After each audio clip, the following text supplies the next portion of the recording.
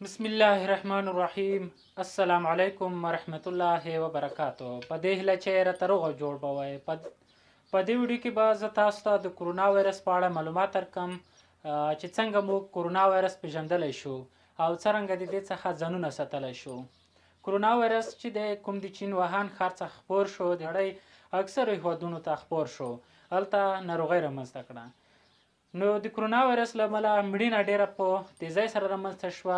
یو لامل یې دا و چې کرونا وایرس نوی دی په نړۍ کې، یعنې د دې اړه مخکې کوم درمل نه و موجود، د لپاره کوم واکسین هم نه و موجود، د لپاره کوم ځانګړی اول باید ناروغۍ وتشخیص شي، تشخیص وروسته بیا د هغه لپاره درمل جوړ شي، واکسین برابر شي، یعنې د هغه لپاره بشپړ درملنه جوړه شي. نو کرونا وایرس چې د اوسنی کرونا کوم رامنځته شوی دی، دا نوی وایرس دی په دنیا کې، ځکه په تیزۍ سره مړینه رامنځته کړه. کرونا وایرس نو چې د نړۍ اکثرو هیوادونو ته خپور شو، چین کې زیاته مرګ ژوبله رامنځته کړه، د نړۍ نورو هیوادونو کې زیاته مرګ ژوبله رامنځته کړه.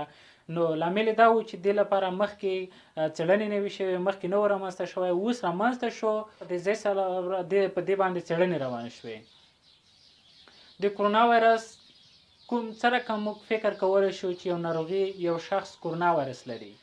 لومړی باید ناروغ وکتل شي چې هغه ناروغ شخص شدیده تبه لري، د تبې په څنګ کې ټوخی لري، د 12 نه تر 14 ورځو پورې ټوخی تېر کړی وي. ناروغ سلنډي لري، یعنې زړه یې ستړی کېږي، د ستړیا احساس کوي. نو په دې وخت کې باید د کرونا ټیسټ اجرا شي. که چیرې کرونا مثبت و، باید د 3 اونیو لپاره قرنطین شي. دا د کرونا تشخیص و. نو کرونا تشخیص چې دی، ځینې ناروغۍ دي هر څوک نشي کولی د یو ډاکټر په واسطه، د یو صحي ډاکټر په واسطه تشخیصیږي. هر څوک نشي ویلی چې دا کرونا ناروغي ده. هر ناروغۍ ته تاسو هم مه وایئ چې دا کرونا ده، ځکه ځینې نور ناروغۍ دي چې هم د کرونا په شان اعراض او علائم لري.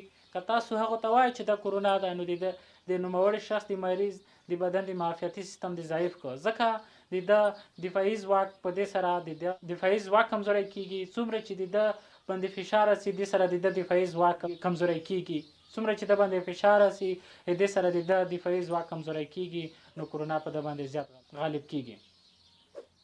نو د دې لپاره چې موږ په کرونا باندې ککړ نه شو، ځینې سپارښتنې دي، هغه باید تاسو عملي کړئ تر څو د کرونا څخه ځانونه وساتئ.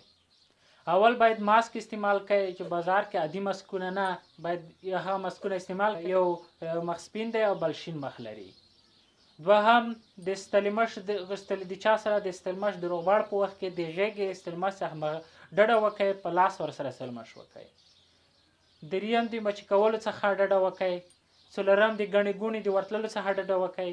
پنځم د ایته موادو یا د حاجت لپاره داسې ځای ته لاړ شئ چې هغه امات ځایونه نه وي، ځکه که چیرې هغه ځای ته یو داسې شخص تللی وي چې هغه په کرونا باندې ککړ وي، که چیرې هغه تاسو لاړ شئ، خدای نخواسته تاسو ککړ نه شئ. ځانګړي تشناب کاغذونه هلته استعمال کړئ. شپږم د په عامه ځایونو کې د خوراک او څښاک څخه ډډه وکړئ. اووم د یخو خوړو او یخو څښاک څخه په کلکه ډډه وکړئ، ځکه کرونا وایرس په یخنۍ کې، په یخه د حرارت په ټیټه درجه کې زیات پرمختګ کوي، زیاته ناروغي رامنځته کوي. سپارښتنې تاسو عملي کړئ، انشاءالله د کرونا څخه به مخنیوی کیږي. نو د طبي کارپوهان په دې نظر و چې د کرونا ناروغۍ یوازې په هغه کسانو کې رامنځته کیږي چې دوی زیات عمر دي، او بل په هغه کسانو کې رامنځته کیږي چې دوی تنفسي سیستم ناروغۍ ولري. دریم په هغه کسانو کې رامنځته کیږي چې دوی دفاعي سیستم څخه کمزوری وي، یا سرطاني ناروغۍ ولري، یا قلبي ناروغۍ ولري، او یا د وینې لوړ فشار ولري، همداشان د شکر ناروغۍ هم ولري. په دوی کې دا ناروغي زیاته رامنځته کیږي.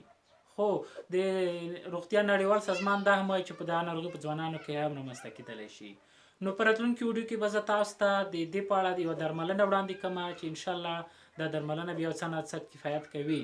خو دا درملنه د دې لپاره ده چې د انسان د بدن معافیتي سیستم قوي کوي. د دې په ځای چې موږ بدن معافیتي سیستم قوي شي، تر څو دا وایرس ونشي کولی زموږ په وجود باندې حمله وکړي. کله چې حمله وکړي، زموږ وجود معافیتي سیستم به قوي وي، په وخت به یې له منځه یوسي. نو په راتلونکي ویډیو کې به زه د دې درملنې په اړه تاسو ته معلومات درکړم. نو که دا ویډیو مو خوښه شوي، لایک یې کړئ او د پښتنو ملګرو سره هم شیر کړئ.